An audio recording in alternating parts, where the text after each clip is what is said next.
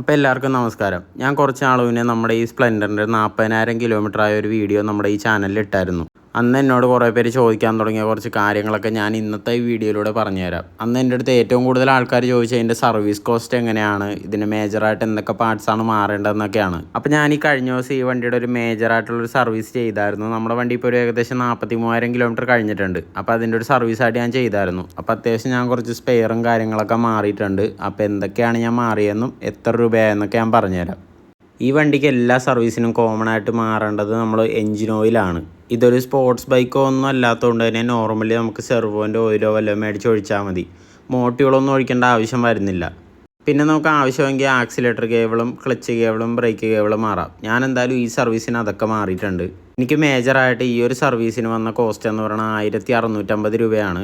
ഇതിൽ ഞാൻ സ്പെയർ മേടിച്ചതും അല്ലാണ്ട് ലേബർ ചാർജും കൂടി ഉൾപ്പെടുത്തിയുള്ള പ്രൈസാണ് ഞാൻ പറഞ്ഞത്. ഈ വണ്ടി 43,000 കിലോമീറ്റർ ആയ അതുകൊണ്ട് തന്നെ അത്യാവശ്യം കേബിൾസൊക്കെ ചേഞ്ച് ചെയ്യാൻ വേണ്ടി ടൈമായിരുന്നു. അപ്പോൾ ഞാൻ ഇതിൻ്റെ ആക്സിലേറ്റർ കേബിളും ക്ലച്ച് കേബിളും ഫ്രണ്ട് ബ്രേക്കിൻ്റെ കേബിളും ഞാൻ മാറിയായിരുന്നു.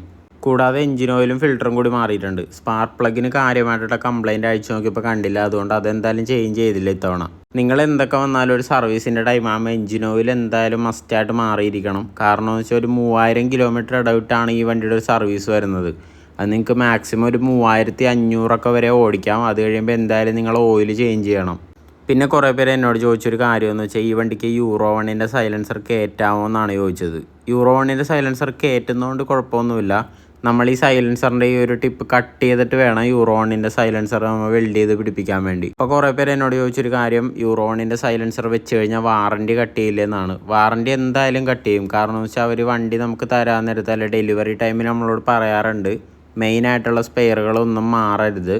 അതുപോലെ തന്നെ ഇലക്ട്രിക് ആയിട്ടുള്ള കേബിൾസോ കാര്യങ്ങളോ ഒന്നും കട്ട് ചെയ്യരുതെന്നും അവർ പറയാറുണ്ട്. ഈ വണ്ടിക്ക് അവർ തന്നെ വാറണ്ടി എന്ന് പറഞ്ഞാൽ 5 വർഷം അല്ലെങ്കിൽ 75,000 കിലോമീറ്റർ ആണ് ഞാൻ ഈ വണ്ടി എടുത്തപ്പോൾ അവർ പറഞ്ഞ വാറണ്ടി. ഒരു കണക്കിന് നോക്കുവാണെങ്കിൽ അത് അവരുടെ ഒരു കോൺഫിഡൻസ് ആണ്. കാരണം ഈ ഹീറോ ഹോണ്ടയുടെ അല്ലെങ്കിൽ ഹീറോയുടെ ഒരു വണ്ടിക്ക് 5 വർഷത്തേക്കോ അല്ലെങ്കിൽ ഒരു 70,000 കിലോമീറ്റർ വരെ കാര്യമായിട്ടുള്ള പണിയൊന്നും വരില്ല എന്ന് അവർക്കും അറിയാം. കാരണം ഈ വണ്ടി എല്ലാവർക്കും അറിയാവുന്നതാണ്, എടുക്കുന്നവന് ഒരിക്കലും മുടിപ്പിക്കാത്തൊരു വണ്ടിയാണ്. കാര്യമായിട്ടുള്ള യാതൊരുവിധ ഇഷ്യൂസും ഈ വണ്ടിക്ക് വരാറില്ല. നമുക്ക് ലോക്കൽ വർക്ക്ഷോപ്പിൽ കാണിച്ച് തീർക്കാവുന്ന ഇഷ്യൂസ് മാത്രമേ ഇനി വരാറുള്ളൂ. പിന്നെ അതുപോലെ തന്നെ ഫീനിക്സിൻ്റെ സസ്പെൻഷൻ വെച്ചാൽ നമ്മൾ എന്തൊക്കെയാണ് ഈ വണ്ടി ചേഞ്ച് ചെയ്യേണ്ടതെന്ന് ഞാൻ ചേഞ്ച് ചെയ്ത ഒരു കാര്യം എന്ന് വെച്ചാൽ ഈ സൈഡ് സ്റ്റാൻഡിൻ്റെ ലെങ്ത്ത് കുറച്ചുകൂടി കൂട്ടിയതാണ്. കാരണം ഈ ഷോക്ക് വെക്കുമ്പോൾ വണ്ടിക്ക് താരതമ്യേന നല്ല ഹൈറ്റ് കൂടാൻ ചാൻസ് ഉണ്ടെന്നല്ല, കൂടും, ഉറപ്പായിട്ടും കൂടും. കാരണം ഫ്രണ്ടിനേക്കാളും ബാക്കിൽ കുറച്ചുകൂടി ഹൈറ്റ് വരും. പിന്നെ നമ്മൾ ലോഡിരിക്കുമ്പോൾ അത് കറക്റ്റായിട്ട് അഡ്ജസ്റ്റ്മെൻറ്റ് പോയിക്കോളും.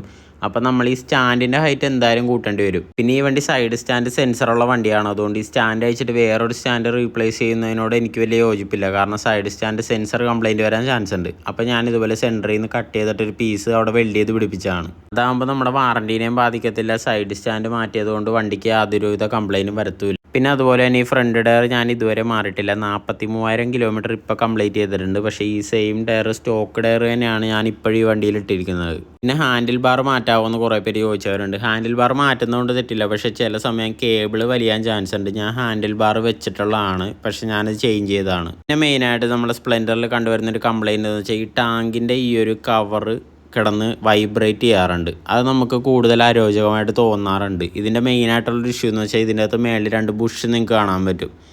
ഈ 2 ബുഷ് തേയ്മാനം വരുന്നതാണ് ഈ വൈബ്രേഷൻ വരാൻ ചാൻസ്. അപ്പോൾ ഈ ബുഷ് റീപ്ലേസ് ചെയ്യാൻ പറ്റുമെന്ന് എൻ്റെ അടുത്ത് കുറേ പേര് പറഞ്ഞായിരുന്നു. അതനുസരിച്ച് ഞാൻ ഒത്തിരി ഷോപ്പുകളിൽ ഹീറോൻ്റെ ഒറിജിനൽ സ്പേസിൽ വരെ വിളിച്ചു ചോദിച്ചു. പക്ഷേ ഈ ബുഷ് അങ്ങനെ കിട്ടാറില്ല. വല്ലപ്പോഴും മാത്രമേ സ്റ്റോക്ക് വരാറുള്ളൂ എന്നാണ് എനിക്ക് അറിയാൻ കഴിഞ്ഞത്. അപ്പോൾ നമുക്ക് ചെയ്യാൻ പറ്റുന്നൊരു കാര്യം എന്ന് വെച്ചാൽ ഇത് കംപ്ലീറ്റ് ആയിട്ട് റിമൂവ് ചെയ്തിട്ട് ഇത് ചെറുതായിട്ടൊരു ബെൻഡ് പോലെ അതിൻ്റെ ലോക്കിൻ്റെ അവിടെ വരുത്തിയിട്ട് നമ്മൾ ടൈറ്റ് ചെയ്യുക. അപ്പോൾ ഇതിൻ്റെ വൈബ്രേഷൻ കുറച്ച് കുറക്കാൻ നമുക്ക് സാധിക്കും. പിന്നെ ഈ വണ്ടിക്ക് വന്നൊരു കംപ്ലയിൻ്റ് എന്ന് വെച്ചാൽ ഈ ബാക്കിലെ ഇൻഡിക്കേറ്ററിൻ്റെ അകത്ത് വെള്ളം കയറിയിട്ട് ഇൻഡിക്കേറ്റർ അടിച്ചു പോയിട്ടുണ്ട്. എന്ന് വെച്ചാൽ ബൾബ് വർക്കിംഗ് ആണ്, പക്ഷേ വെള്ളം കയറിയത് കാരണം ഇതിൻ്റെ ഈ ഓരോ ഓറഞ്ച് കോട്ടിങ് നഷ്ടപ്പെട്ടു. അത് എൻ്റെ ഈ ഒരു വണ്ടിക്ക് മാത്രമല്ല, ഞാൻ കണ്ട 90% സ്പ്ലെൻഡറിലും അഥവാ ഹീറോ വണ്ടികളിലും ഈ ഒരു കംപ്ലയിൻറ്റ് ഞാൻ കണ്ടിട്ടുണ്ട്, ബാക്കിലെ ഇൻഡിക്കേറ്ററിൽ വെള്ളം കിട്ടുന്നത്. അപ്പോൾ ഞാൻ എന്തായാലും ആ ഒരു ഇൻഡിക്കേറ്ററും കൂടി ചേഞ്ച് ചെയ്യാൻ വേണ്ടി ഇരിക്കുവാണ്. പിന്നെ എൻ്റെ ഒരു അഭിപ്രായത്തിലെന്ന് വെച്ചാൽ ഈ ഒരു ഇൻഡിക്കേറ്ററിനേക്കാളും കുറച്ചുകൂടി നല്ലത് ഈ ഒരു വണ്ടിയുടെ ഒപ്പം തന്നെ ഒരു ഡിജിറ്റൽ മീറ്ററുള്ള സ്പ്ലെൻഡർ ഇറങ്ങിയിരുന്നു. അതിൻ്റെ ഇൻഡിക്കേറ്റർ വൈറ്റ് ആണ് വരുന്നത്, ട്രാൻസ്പെറൻ്റ് ആയിട്ടുള്ള ഇൻഡിക്കേറ്ററാണ്. അത് കുറച്ചുകൂടി വെച്ച് കഴിഞ്ഞാൽ ഭംഗിയായിരിക്കും. ഇപ്പോൾ വന്നേക്കണം BS6 പുതിയ ലേറ്റസ്റ്റ് 2025 മോഡൽ വണ്ടിക്ക് ഒരു അലമ്പ് ഇൻഡിക്കേറ്ററായിട്ടാണ് എനിക്ക് തോന്നിയത്. നമ്മുടെ പണ്ട് കാലത്തെ സൂപ്പർ സ്പ്ലെൻഡറിനെയൊക്കെ പോലെ തോന്നിക്കുന്ന ഒരു വലിപ്പം കൂടിയ ഒരു ഇൻഡിക്കേറ്ററാണ്. സ്പ്ലെൻഡറിന് എപ്പോഴും ക്ലാസ് ലുക്ക് വരുന്നത് ഈ ഒരു ഇൻഡിക്കേറ്റർ തന്നെയാണ്. പിന്നെ RX-Z ഇൻഡിക്കേറ്റർ വെക്കാത്ത എന്താണെന്ന് വെച്ചിട്ടുണ്ടെങ്കിൽ RX-Z ഇൻഡിക്കേറ്ററിന് കുറച്ച് വെയിറ്റും ഉണ്ട്, അതുപോലെ തന്നെ ലെങ്ത്തും കൂടുതലാണ്. അപ്പോൾ കൂടുതലും വൈബ്രേഷനും ചാൻസ് ഉണ്ട്, കൂടുതൽ ഇങ്ങനെ നടന്ന് അടിക്കാനും ചാൻസ് ഉണ്ട്. അതിന് നല്ലത് ഈ ഒരു വെയിറ്റ്ലെസ് ആയിട്ടുള്ള സ്റ്റോക്ക് ഇൻഡിക്കേറ്ററാണ് നല്ലത്. പിന്നെ ലോങ് റൈഡിനൊക്കെ ഈ സീറ്റ് പറ്റുമെന്ന് ചോദിക്കുന്നവരോട്, ഈ സീറ്റ് തീരെ ലോങ് റൈഡിന് കംഫർട്ട് അല്ലാത്തൊരു സീറ്റാണ്. പിന്നെ ഓക്കെ എന്ന് പറയാം. ഞാൻ പറഞ്ഞല്ലോ, ലോങ് റൈഡിന് ഈ വണ്ടിക്ക് പോകുന്നത് ഡിപ്പെൻഡ് അപ്പോൾ നമ്മുടെ ഒരു മെൻറ്റാലിറ്റി ആണ്.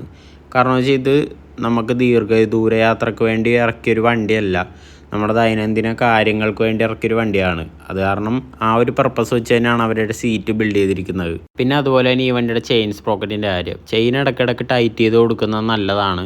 അല്ലെങ്കിൽ ഇത് ചെയിൻ കവറുള്ള വണ്ടി ആയതുകൊണ്ട് തന്നെ ഇതിനകത്ത് ലൂസായി കഴിഞ്ഞാൽ കിടന്ന് അടിക്കാൻ തുടങ്ങും. അപ്പോൾ ചെയിൻ ഇടയ്ക്കിടയ്ക്ക് ചെക്ക് ചെയ്ത് ലൂബിന് വരെ ഓയിലൊക്കെ അടിച്ചു കൊടുക്കുന്നതായിരിക്കും ഈ വണ്ടിക്ക് കൂടുതൽ നല്ലത്. അപ്പോൾ ഞാൻ പറഞ്ഞ പോലെ തന്നെ ഈ വണ്ടിയുടെ ഇത്തവണ ചെയ്തൊരു മേജർ സർവീസാണ്. അതിൻ്റെ ടോട്ടൽ എമൗണ്ടാണ് ഞാൻ ആദ്യമേ പറഞ്ഞത്, 1650 രൂപ ആയിട്ടുണ്ട്. അതിനകത്ത് ഫ്രണ്ടിലെ 3 കേബിൾസ് വരുന്നുണ്ട്, accelerator cable, clutch cable, front ബ്രേക്കിൻ്റെ കേബിള്. അതുപോലെ തന്നെ ഓയിൽ വരുന്നുണ്ട്, ഫിൽറ്റർ വരുന്നുണ്ട്. പിന്നെ ഈ ബാക്ക് സൈഡിലെ ചെയിൻ സ്പ്രോക്കറ്റ് അഡ്ജസ്റ്റ്മെൻറ്റ് വരുന്നുണ്ട്. പിന്നെ ബാക്കിലെ ബ്രേക്ക് ഷൂ അഴിച്ച് ക്ലീൻ ചെയ്തിട്ടുണ്ട്, ഫ്രണ്ടിലെയും ബാക്കിലെയും വീലുകൾ അഴിച്ചും ക്ലീൻ ചെയ്തിട്ടുണ്ട്. ഇതെല്ലാം ജനറലായിട്ടൊരു സർവീസ് ചെയ്യുമ്പോൾ ഇടയ്ക്കിടയ്ക്ക് ചെയ്യുന്നത് നല്ലതാണ്. ഇപ്പം എനിക്ക് 1650 രൂപ ഈ ഒരു സർവീസിനായിട്ടുണ്ടെങ്കിൽ അടുത്ത തവണ എനിക്ക് ഇതിൻ്റെ പകുതി ആകത്തുള്ളൂ. ഇത്തവണ എനിക്ക് കേബിൾസൊക്കെ മാറാനുണ്ടായതുകൊണ്ടാണ് ഇത്ര ഒരു എക്സ്പെൻസ് വന്നത്. അടുത്ത തവണ ഞാനിപ്പോൾ ഇത്തവണ ഫിൽറ്റർ മാറിയേക്കണോണ്ട് തന്നെ ഫിൽറ്റർ എനിക്ക് അടുത്ത തവണ മാറേണ്ട ആവശ്യം വരുന്നില്ല. അപ്പോൾ എനിക്ക് ഓയിൽ മാത്രം ചേഞ്ച് ചെയ്താൽ മതിയാവും. പിന്നെ ഈ വണ്ടി എടുക്കുമ്പോൾ സർവീസിന് കൊടുക്കുമ്പോൾ ഞാൻ പറയുന്ന ഒരു കാര്യം എന്ന് വെച്ചാൽ, ഷോറൂമിനേക്കാളും നമുക്ക് കൂടുതലായിട്ട് സർവീസ് ചെയ്യാൻ പറ്റാൻ നമുക്ക് ഏതെങ്കിലും പരിചയമുള്ള വർക്ക്ഷോപ്പിൽ കൊടുക്കുന്നതാണ്. കാരണം ഷോറൂമിൽ കൊടുത്തു കഴിഞ്ഞാൽ GST, ലേബർ ചാർജ് എന്നൊക്കെ പറഞ്ഞ് ഒത്തിരി എമൗണ്ട് നമ്മുടെ കയ്യിൽ നിന്ന് മേടിക്കാൻ സാധ്യതയുണ്ട്. പിന്നെ ഈ വണ്ടിക്ക് അങ്ങനെ കാര്യമായിട്ടുള്ള കംപ്ലയിൻസോ ഒന്നും തന്നെ വരില്ല. അത് കാരണം തന്നെ ഏതൊരു വർക്ക്ഷോപ്പിൽ നമുക്കിത് പണിയാനും പറ്റും. അതുകൊണ്ട് തന്നെ പേരിന് ആ വാറണ്ടി പീരീഡ് കഴിയുന്നവരെ മാത്രം നമ്മുടെ ഷോറൂമിൽ കൊടുത്താൽ മതി. അത് കഴിഞ്ഞ് പുറത്തുള്ള ഏതെങ്കിലും വർക്ക്ഷോപ്പിൽ കാണിച്ച് നമുക്ക് ഈ വണ്ടി പണിയാൻ പറ്റും. ഇപ്പോൾ ഈ 2025 സ്പ്ലെൻഡർ നല്ല വണ്ടിയാണെന്നൊക്കെ എല്ലാവരും പറയുന്നുണ്ടെങ്കിലും എനിക്ക് ഫേവറേറ്റ് ആയിട്ടുള്ളത് എൻ്റെ ഈ വണ്ടി തന്നെയാണ്. കാരണം ഇതൊരു സിംഗിൾ കളറിൽ കിട്ടുന്ന വണ്ടിയാണ്. ഇപ്പോൾ വരുന്ന വണ്ടികളെ പോലെ ഗ്രാഫിക്സോട് കൂടിയതല്ല. പിന്നെ ഏത് തന്നെ വണ്ടിയാണെങ്കിൽ സ്പ്ലെൻഡർ ആണെങ്കിൽ കണ്ണും പൂട്ടി ധൈര്യമായിട്ട് നമുക്ക് ഈ വണ്ടി എടുക്കാം.